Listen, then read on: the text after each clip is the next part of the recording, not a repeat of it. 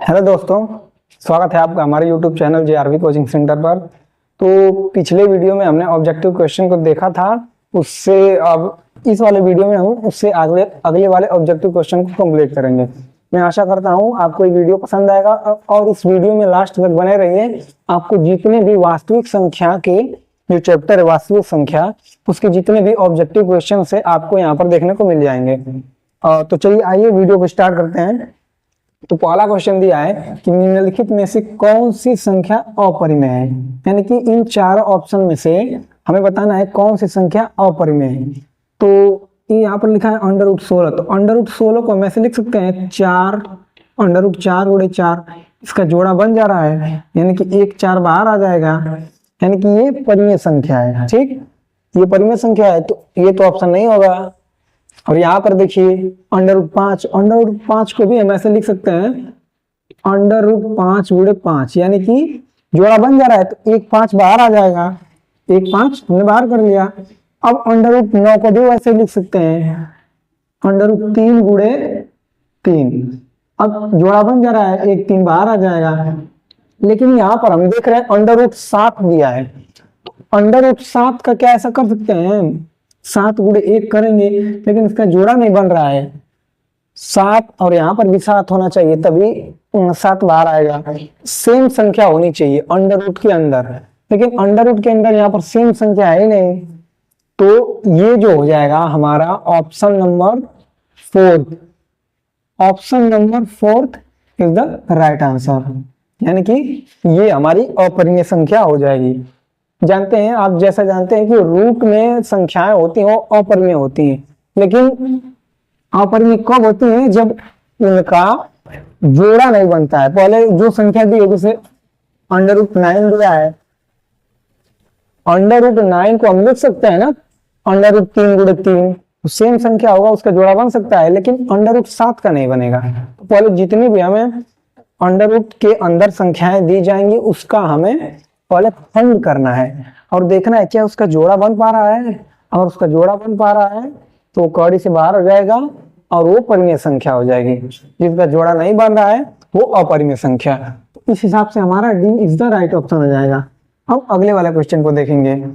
अगले वाले क्वेश्चन में दिया है यदि a गुणे b बराबर 6912, यानी कि a और b दो संख्याएं रही होंगी, उनका आपस में मल्टीप्लाई करने पर 6912 आ रहा है, और इन दो संख्याओं का मौसा दिया है, यानी कि मौसा a और b बराबर 24, इन दो संख्याओं का मौसा 24 दिया है। अब हमसे पूछ रहा है तब लौसा a और b का, मतलब इन दोनों संख्याओं का लौसा क्या होगा। तो ये पिछले वाला फॉर्मूला अप्लाई करेंगे कि पहली संख्या गुणे दूसरी संख्या बराबर लौसा गुणे मौसा। दोनों संख्याओं का गुणनफल तो दिया ही है, एक संख्या इसको मान लेंगे एक संख्या इसको मान लेंगे, और इन दोनों का मल्टीप्लाई करने पर कितना आ रहा है 6912, यानी कि इन दोनों संख्याओं का मल्टीप्लाई करने पर 6912 आ रहा है। इन दोनों संख्याओं की जगह पर मल्टीप्लाई करने पर इतना आ रहा है, तो हमने इतना लिख लिया, बराबर के नीचे बराबर लगा दिया। लौसा हमसे पूछा जा रहा है तो लौसा को लौसा रहने देते हैं, गुणे में मौसा हमें 24 दिया है, तो मौसा के नीचे 24 रख लेंगे। अब क्या करेंगे, लौसा फाइंड करना है, तो इसको इस साइड रहने देंगे, और गुणे के फॉर्म में 24 है, तो जब 24 इस साइड आएगा बराबर के इस साइड, तो वो भाग के फॉर्म में हो जाएगा। अब इसे आगे सॉल्व करते हैं।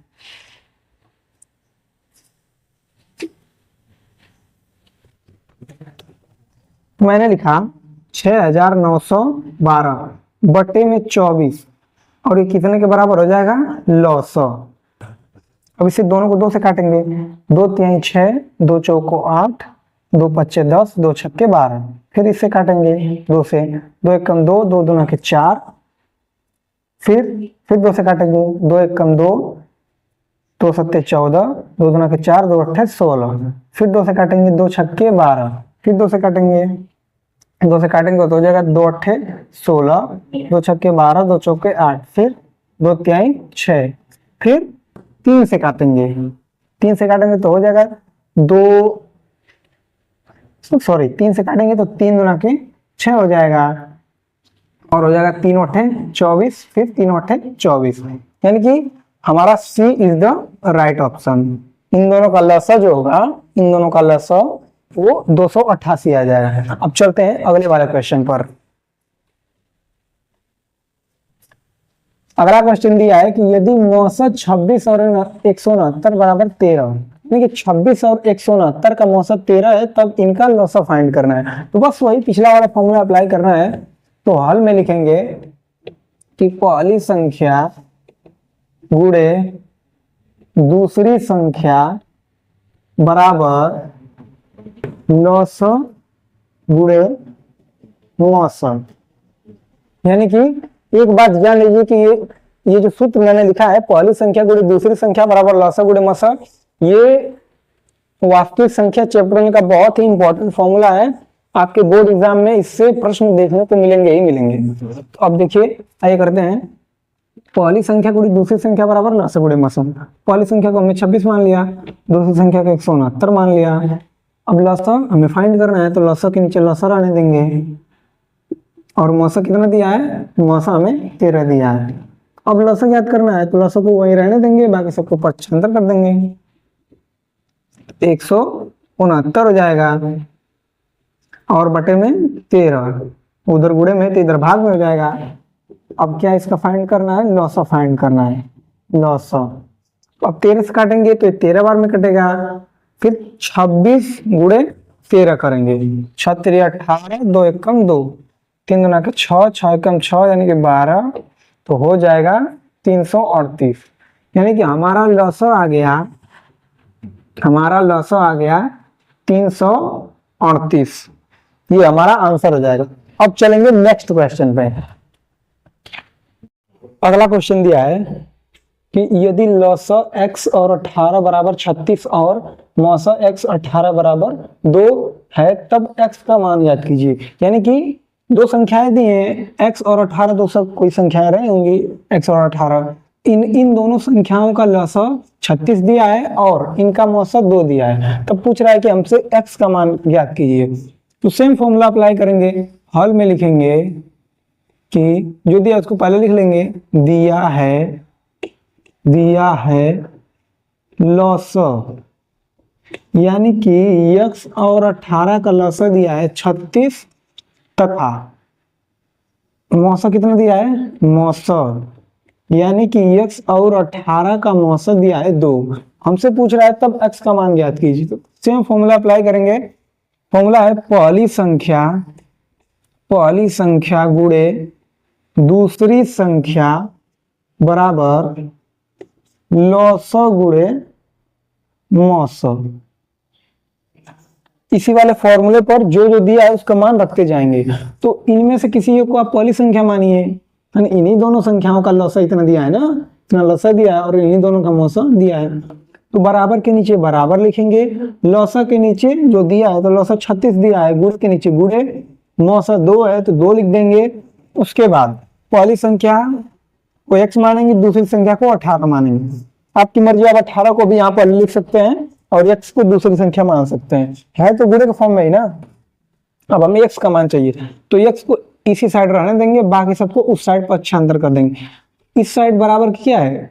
36 गुणे 2 और बटे में ये गुणा के फॉर्म में, तो इधर आएगा तो भाग के फॉर्म में हो जाएगा। अब 18 से काटेंगे, 18 दूना के 36 और 2 का 2 में मल्टीप्लाई होगा, तो हमारा आंसर आ जाएगा x बराबर 4, यानी कि x का मान कितना आ गया? 4 आ गया। तो ये हमारा आंसर हो जाएगा। अब चलेंगे नेक्स्ट क्वेश्चन पे। अगला क्वेश्चन दिया है कि संख्या 4225 के अभाज्य गुणनखंड में 5 की घात क्या होगी, मतलब 5 की घात है वो हमें बताना है। तो पहले 42 का अभाज्य गुणनखंड करेंगे, 4225 का, इसे पहले 5 से काटेंगे, 5 से काटेंगे तो हो जाएगा 5 8 40, 5 चौको 20, 5 5 25। फिर 5 से काटेंगे, 5 5, 5 6 30, 5 9 45। फिर से किससे काटेंगे? 6 7, 7 9 16, यानी कि 13 से काटेंगे। 13 से काटेंगे तो 13 बार में कटेगा, फिर 13 से काटेंगे 1। तो इसका अभाज्य गुणनखंड हो गया, हल में लिखेंगे, हल में 4225 को कैसे लिख सकते हैं हम? 5 गुणे 5 गुणे 13 गुणे 13। अब हमसे पूछा है कि 5 की घात क्या है, तो 5 की घात यहाँ पर 1 है और यहाँ पर भी 1 है, तो कुल मिलाकर 5 की घात कितनी हो जाएगी? 5 की घात 2। तब हम लिख देंगे कि अतः 4225 के अभाज्य गुणनखंड में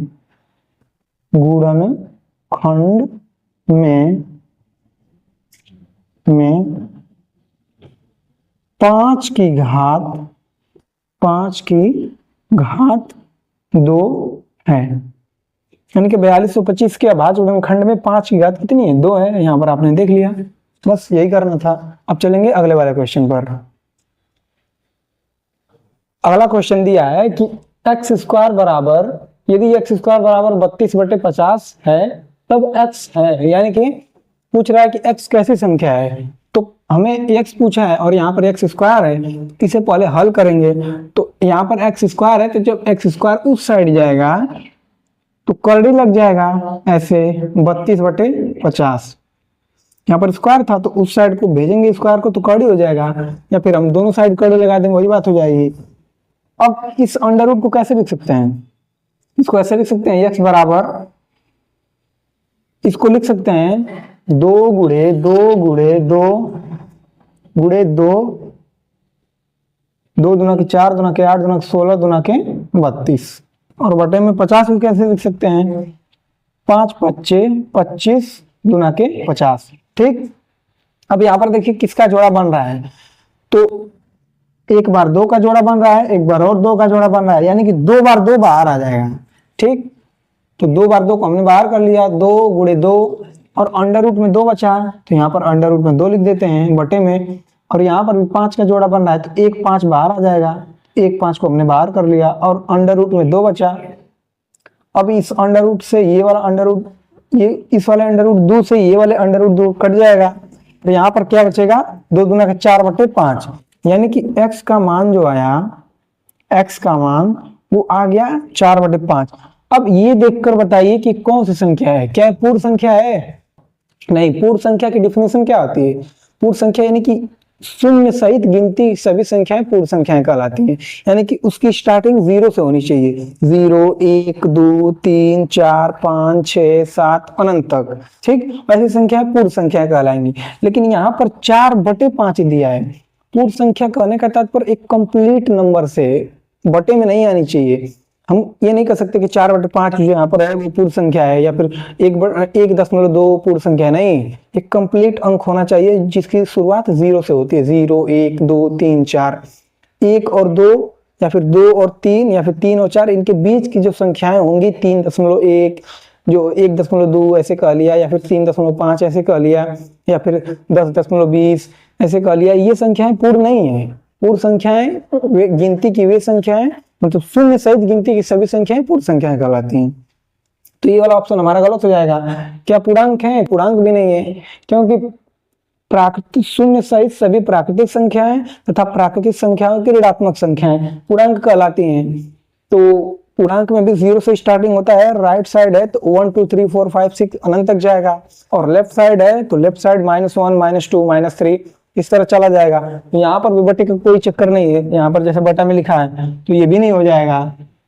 अब अपरिमेय देखते हैं, तो अपरिमेय तो है ही नहीं, क्योंकि हम इसे p/q के रूप में लिख सकते हैं, और ये 0 नहीं होना चाहिए, और 0 नहीं है, यानी कि ये अपरिमेय भी नहीं है। तो कैसी संख्या है? ये एक परिमेय संख्या है। ठीक, अब चलेंगे अगले वाले क्वेश्चन पर। अगला क्वेश्चन दिया है 12, 21 और 15 के मौसा और लौसा क्रमशः हैं। क्रमशः हमें पूछा है, तो हम हल में लिखेंगे, पहले इसका मौसा निकालेंगे, उसके बाद लौसा निकालेंगे। तो मौसा निकालने के लिए क्या करेंगे? पहले इसका अभाज्य गुणनखंड करेंगे, तो इसको ऐसे लिख सकते हैं 2 दूना के 4 तिहाई 12। फिर 21 को कैसे लिखेंगे? 7 त्रिके 21। ठीक, फिर 15 को कैसे लिख सकते हैं? 15 को लिख सकते हैं 5 गुणे 3। अब इसका पहले मौसा निकालेंगे, तो मौसा निकालने के लिए मौसा निकालने के लिए मैंने बताया था कि जितनी भी संख्याएं दी हैं, 2 संख्याएं या फिर 3 संख्या, तो यहाँ पर 3 संख्या दिख रही है, एक ये वाली और एक ये और एक ये। तीनों संख्याओं में जो अंक कॉमन होता है वो इसका मौसा कहलाता है। यानी कि यहाँ पर देखिए 3 है, यहाँ पर भी 3 है और यहाँ पर भी 3 है, यानी कि इन तीनों में 3 मिल रहा है, 3 कॉमन है, तो ये इसका क्या हो जाएगा, मौसा हो जाएगा। ठीक, अब लौसा निकालने के लिए क्या करेंगे, लौसा निकालने के लिए हम जो कॉमन है तो उसको तो लिखेंगे ही, अब जो नहीं कॉमन है उन सबका आपस में मल्टीप्लाई कर देंगे। 3 तो कॉमन था तो उसको एक बार लिख लिया, अब ये बाकी सब कॉमन है नहीं, यहाँ पर 7 है, यहाँ पर 5 है, यहाँ पर 2 पड़ जा रहा है, तीनों सेम संख्या होनी चाहिए, लेकिन ऐसा तो है ही नहीं, तो जो नहीं कॉमन है उसका भी आपस में मल्टीप्लाई कीजिए, यानी कि 2 दूना के 4 पच्चे 20, 2 दूना के 4 पच्चे 20, यानी इन सब का मल्टीप्लाई कर लिया और इसका भी करना है 7, यानी कि इन सारी संख्याओं का आपस में मल्टीप्लाई करके यहाँ पर लिख दिया, तो क्या हो जाएगा 7 त्रिक 21 और 21 का 20 में गुणा करेंगे तो आ जाएगा 420, यानी कि इसका मौसा आ गया 3 और लौसा आ गया 420। तो आंसर में कैसे लिखेंगे, पहले पूछा है 12, 21 और 15 के मौसा और लौसा क्रमशः है, यानी कि पहले मौसा लिखेंगे, तो मौसा कितना है 3 और लौसा कितना है 420। ध्यान दीजिएगा, आपको उलझाने के लिए ऑप्शन में ऐसे दे सकता है, सपोज दैट जैसे ये पहला ऑप्शन है, दूसरा ऑप्शन कुछ और दे दिया, सपोज दैट ये दे दिया, तीसरा ऑप्शन ये दे दिया 420 और 3 दे दिया, चौथा ऑप्शन मान लीजिए 5 और 420 दे दिया। ठीक, तो उलझाने के लिए आपको क्या दे सकता है, इनका क्रम बदल सकता है, यहाँ पर 3 420 लिखा मैंने और यहाँ पर 420 और 3 लिखा, लेकिन हमें पहले क्या पता करना है, पूछा है कि इनके मौसा और लौसा क्रमशः है, यानी कि इन संख्याओं का पहले मौसा निकालेंगे उसको पहले लिखेंगे, तो मौसा कितना है 3, यहाँ पर भी मौसा तो 3 आ रहा है, लौसा भी 420 आ रहा है, लेकिन इनका क्रम उल्टा है, हमसे पूछा है क्रमशः, यानी कि पहले मौसा लिखेंगे, तो मौसा कितना है 3, तो इसे पहले लिखेंगे, उसके बाद कितना क्या पूछ रहा है लौसा, तो लौसा कितना है 420, तो यहाँ पर उसके बाद मौसा के बाद लौसा लिखेंगे, ये वाला ऑप्शन सही हो जाएगा, जबकि ये वाला गलत हो जाएगा। क्यों, क्योंकि इसका आंसर तो सही है, मतलब ये जो अंक आया है कि लौसा 420 और मौसा 3, लेकिन इनका क्रम उल्टा है, इस क्वेश्चन के अनुसार इनका क्रम उल्टा दिया है, इस वजह से ये वाला ऑप्शन गलत हो जाएगा और बाकी सब तो गलत है ही, हमारा ए इज द राइट ऑप्शन हो जाएगा। ठीक, आपको क्वेश्चन को ध्यान से पढ़ना है, उसके बाद आंसर करना है, बहुत सारे स्टूडेंट जल्दबाजी में कर लेते हैं जिस वजह से उनका आंसर गलत हो जाता है। अब चलेंगे अगले वाले क्वेश्चन पर। अगला क्वेश्चन दिया है कि यदि d बराबर मौसा 48 और 72, यानी कि 48 और 72 का मौसा निकाल रहे हैं, तो उसे d बोल रहा है कि वो d के बराबर है, तो पूछ रहा है कि तब d का मान क्या होगा, यानी कि इन दोनों का मौसा निकालना है, वो d के बराबर आएगा, वही हमारा आंसर हो जाएगा। तो हल में लिखेंगे, हल इन दोनों का मौसा निकालेंगे, तो मौसा निकालने के लिए पहले मैंने बताया था कि जो संख्याएं दी उसको लिख लेंगे नॉर्मली और उसका अभाज्य गुणनखंड करेंगे। इसको हम कैसे लिख सकते हैं, 2 तिहाई 6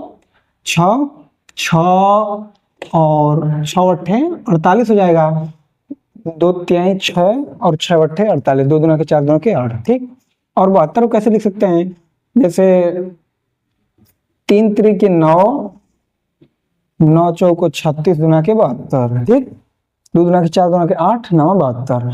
अब इसमें से देखिए क्या कॉमन मिला है, मौसा ज्ञात करना है, तो मौसा के लिए मैंने बताया था जितनी भी संख्याएं दी हैं पहले उसका अभाज्य गुणनखंड करेंगे। अब आप डायरेक्ट नहीं कर पा रहे हैं तो आप साइड में ऐसे लौसा ले सकते हैं, लौसा ऐसे लेंगे, इसको काटेंगे 2 से 3 से, जिससे भी कटेगा, उसके बाद इसको इस फॉर्म में लिख लेंगे, गुणक फॉर्म में, जैसे आप छोटे क्लासों में किया करते थे। अब क्या करेंगे, अब जो दिया है संख्याएं इसका अभाज्य गुणनखंड किए हैं, अब इन दोनों संख्याओं में जो कॉमन है वही इसका मौसा हो जाएगा, मैंने बताया था। तो इन दोनों में देखिए क्या कॉमन है, यहाँ पर 3 है, यहाँ पर भी 3 है, तो एक बार 3 कॉमन है तो इसको मैंने लिख लिया 3। अब चाहे ये क्रम आगे पीछे हो सकता है, वैसे कोई दिक्कत नहीं है, यहाँ पर जैसे आपका मर्जी की, आप पहले आप 2 लिख लिए 3 बार, उसके बाद 3 गुणे 3 की, इससे कोई फर्क पड़ने वाला नहीं है। एक बार 3 कॉमन है, फिर आगे बढ़िए, यहाँ पर 2 कॉमन है, यहाँ पर भी 2 कॉमन है और यहाँ पर भी 2 कॉमन है। एक बार 3 तो मैंने लिखा, फिर गुणे के फॉर्म में ध्यान दीजिएगा, यहाँ पर गुणे के फॉर्म में लिखते जाएंगे। यहाँ पर एक बार 2 कॉमन है, फिर एक बार 2 कॉमन है, फिर गुणे के फॉर्म में 2, फिर एक बार 2 कॉमन है, फिर गुणे के फॉर्म में 2। इन सबका आपस में मल्टीप्लाई कर देंगे। 2 दूना के 4, दूना के 8, तिरके 24, यानी कि इसका मौसा कितना हो जाएगा 24, और ये मौसा किसके बराबर है डी के, यानी कि डी बराबर कितना हो जाएगा 24। ये हमारा आंसर हो जाएगा, ये हमारा डी बराबर 24, ये हमारा आंसर हो जाएगा। अब चलेंगे अगले वाले क्वेश्चन पर। अगला क्वेश्चन दिया है कि संख्याओं 26 और 91 का अभाज्य गुणनखंड विधि द्वारा लसाअ ज्ञात कीजिए। और 9वां ये है, और 10वां क्या है, अभाज्य गुणनखंड विधि द्वारा 196 और 1404 का मौसा ज्ञात कीजिए। और 11वां सवाल है कि अभाज्य गुणनखंड विधि द्वारा 96 और 120 का मौसा और लसाअ ज्ञात कीजिए। तो जैसे मैंने 7वां वाला क्वेश्चन कराया था, इसमें क्वेश्चन नंबर 7, उसी तरह सेम टू सेम करना है आपको। तो ये तीनों सवाल तो एकदम सेम टू सेम 7वें वाले क्वेश्चन की तरह है, लसाअ मौसा ज्ञात करना है। पहले आप जो भी संख्याएं दी हैं उनको बारी बारी से उनको जैसे पहले उसका लसाअ लेंगे, फिर जो भी आएगा उसके गुणनखंड के फॉर्म में ऐसे लिखेंगे, अभाज्य गुणनखंड के फॉर्म में। उसके बाद देखेंगे जो भी संख्या है 2 या 3, 2 है तो दोनों में जो अंक कॉमन होगा, जितने अंक कॉमन होते जाएंगे सबके गुणा के फॉर्म में लिखते जाएंगे, वो हमारा मौसा हो जाएगा। और जो कॉमन है उसको तो लिखेंगे ही, लसाअ के लिए जो कॉमन है उसको लिखेंगे ही, जो नहीं कॉमन है उन सबका आपस में मल्टीप्लाई कर देंगे, वो हमारा लसाअ हो जाएगा। ठीक, तो ये तीनों क्वेश्चन आप मुझे टाइम स्टैम्प के साथ कमेंट बॉक्स में इनका आंसर बताइएगा। तब अब चलते हैं अगले वाले क्वेश्चन पर। 12 नंबर क्वेश्चन दिया है कि संख्या 172 का अभाज्य गुणनखंड कीजिए। तो इसको क्या करना है, हल में लिखेंगे। हल में ऐसा क्वेश्चन आपके प्रश्नावली का पहला ही क्वेश्चन है, एनसीईआरटी वाला। तो इसको करेंगे, सबसे पहले नॉर्मली लसाअ लेकर लिखेंगे। अगर छोटी संख्या है, अगर सपोज दैट 8 दिया है, 8 का अभाज्य गुणनखंड कीजिए, तब तो ऐसे नॉर्मली कर लेंगे आप 2 गुणे 2 गुणे 2, इसको तो खंडित कर लेंगे। लेकिन कोई बड़ा अंक दिया है, जैसे 172 दे दिया, 1404 दे दिया, तो ऐसे ऐसे जो अंक हैं तो उसको क्या करेंगे, उसको नॉर्मली लसाअ लेकर करेंगे। ठीक, तो लसाअ में लेंगे, उसका लसाअ लेंगे तो पहले 2 से काटेंगे, 2 अट्ठे 16, 2 छक्के 12। उसके बाद फिर 2 से काटेंगे, 2 चौके 8, 2 तेईं 6। फिर क्या करेंगे, फिर 43 से काटेंगे, चूंकि 43 अभाज्य संख्या है, बीच से कटेगा नहीं। फिर 43 से 43 को काटेंगे एक बार में, तब इसे लिखेंगे अभाज्य गुणनखंड के रूप में। तो लिखेंगे 172 को अभाज्य गुणनखंड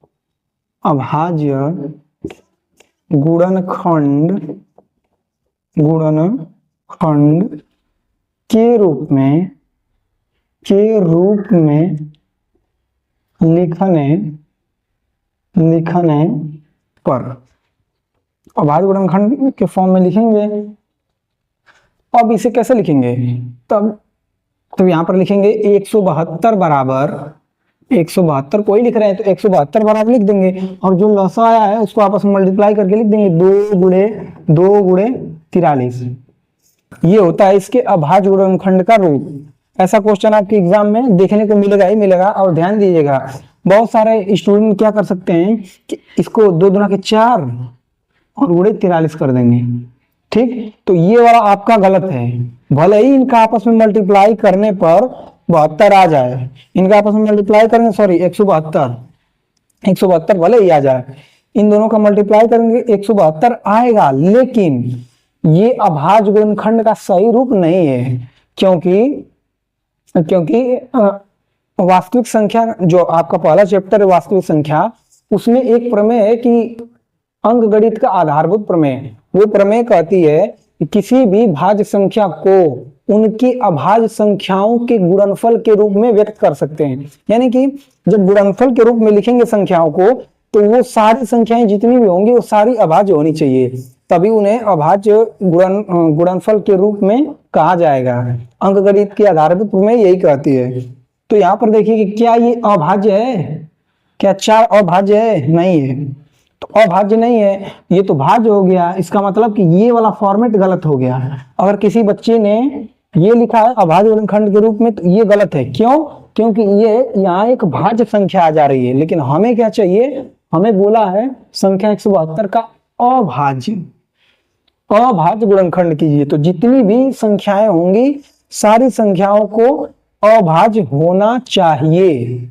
या फिर आप इसे अगर कोई बच्चा चाहे, अगर कोई बच्चा ऐसे लिख देता है या फिर किसी का मन किया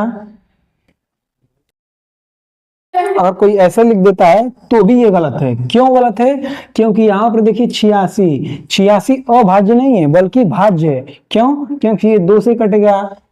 क्यों? यहाँ पर इकाई का अंक 6 है तो ये 2 से कटेगा, 1 से कटेगा और स्वयं से भी कटेगा। तो इसके 2 से अधिक गुणनखंड हो जा रहे हैं, इसलिए 2 गुणे 86 भी गलत हो जाएगा। तो हमारा राइट ऑप्शन क्या हो जाएगा? 2 गुणे 43। ये हमारा सही फॉर्मेट है। ठीक, अब चलते हैं अगले वाले क्वेश्चन पर। अगला क्वेश्चन दिया है 13 नंबर कि दो संख्याओं का अनुपात 2:3 है और इनका लॉसर 180 है, तो इनका मौसक क्या होगा? तो इस क्वेश्चन को लगाने का तरीका क्या है, आइए देखते हैं। सबसे पहले लिखेंगे हल में लिखेंगे दिया क्या है, लिखेंगे दिया है, क्या दिया है? संख्याओं का, सॉरी दो संख्याओं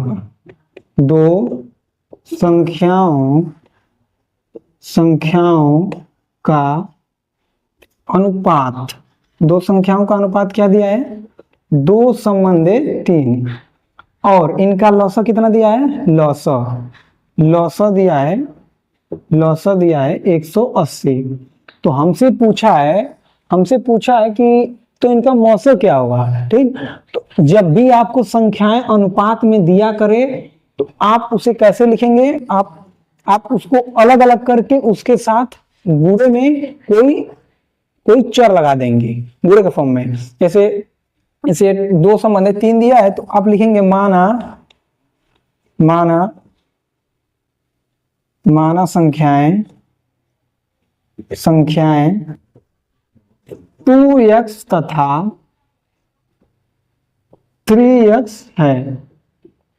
जब भी आपको ऐसे सवाल मिलता है और बोलता है कि इनका अनुपात इतना है, तो आप उस संबंध को अलग अलग कर देंगे। जैसे 2 यहाँ पर लिखिए, 3 यहाँ पर लिखिए और उसके साथ कोई चर में आप x लगा सकते हैं या फिर y लगा सकते हैं या फिर m लगा सकते हैं या फिर n लगा सकते हैं या फिर p लगा सकते हैं या फिर q लगा सकते हैं, कुछ भी लगा दीजिए, अलग अलग करके चर में लगा दीजिए। ठीक, वो दोनों संख्याएं आपको इस फॉर्म में लिख लेना है। अब क्या करेंगे, तो दो संख्याएं हैं तो इनका लॉसा दिया है, दो संख्या इनके अनुपात में है तो मैंने संख्याओं को इस फॉर्म में लिख लिया। तो इनका लॉसा कितना दिया है? इनका लॉसा 180 दिया है। ठीक, तो अब क्या करेंगे, अगर इनका लॉसा हम ज्ञात करना चाहेंगे, लॉसा जैसे मैंने आपको बताया कि यदि कोई संख्या होता है, जैसे सपोज दैट यहाँ पर 8 होता है, यहाँ पर 12 होता है, तो मैं कहता कि इसका लॉसा ज्ञात कीजिए। आप पहले इसको खंड करते 2 गुणे 2 गुणे 2, फिर 2 गुणे 3, इसका लॉसा ज्ञात करना होता। जो कॉमन है उसको तो लिखेंगे ही 2 गुणे 2 और जो नहीं कॉमन है उनका भी आपस में मल्टीप्लाई करके लिख देंगे। तो 2 दूना 4, 6 चौके 24। ठीक, तो इनका लॉसा हो जाता 24। उसी प्रकार दो संख्याएं एक 2x है एक 3x है। ठीक, तो इनका लॉसा ज्ञात करना होगा तो सेम टू सेम वैसे ही करेंगे। 2x लिखेंगे, अब इसको अलग अलग करेंगे तो 2 गुणे x लिख सकते हैं और 3x को भी हम लिख सकते हैं 3 गुणे x। अब इनका लॉसा निकालने के लिए क्या करेंगे, जो कॉमन है उसको तो एक बार लिखेंगे तो उसको लिख लिया हमने, और जो नहीं कॉमन है उन सबका आपस में मल्टीप्लाई कर देंगे। तो 3 दूना के 6 और गुणे में x कितना हो जाएगा? 6x।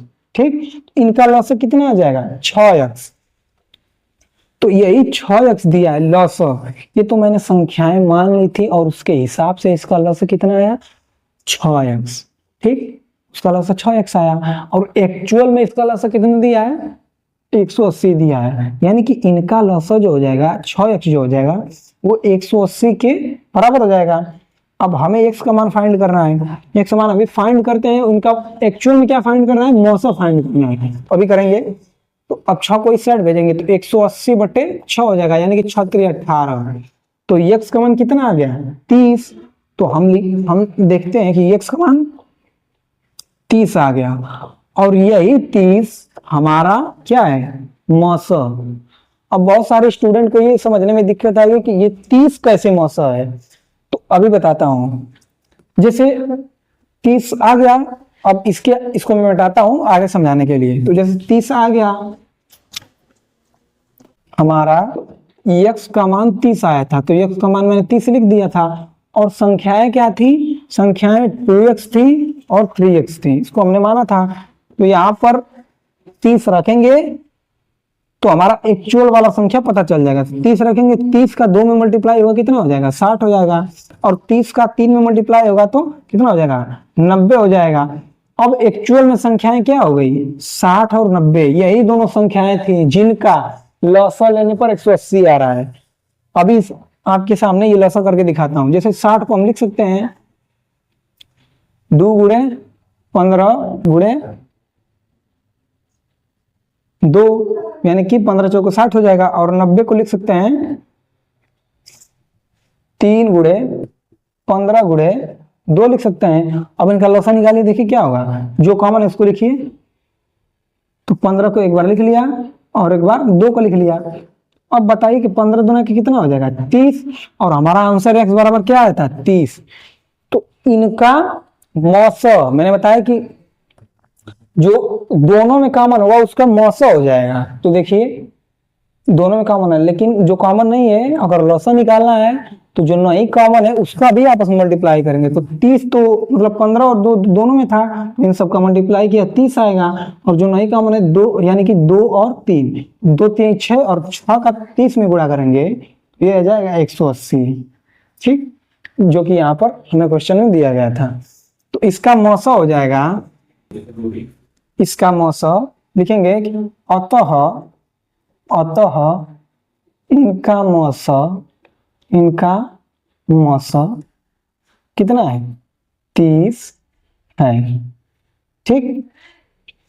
तो इस तरह से हमारा आंसर आ गया। तो आशा करता हूँ आपको ये वीडियो पसंद आया होगा। अगर ये वीडियो पसंद आया हो तो हमारे चैनल को सब्सक्राइब करें, इस वीडियो को लाइक करें, अपने दोस्तों में शेयर करते रहें, और रेगुलर आपको ऐसे ही वीडियो मिलती रहेंगी। तो आज के लिए बस इतना ही, मिलेंगे नेक्स्ट वीडियो में, तब तक के लिए जय हिंद जय भारत, थैंक यू।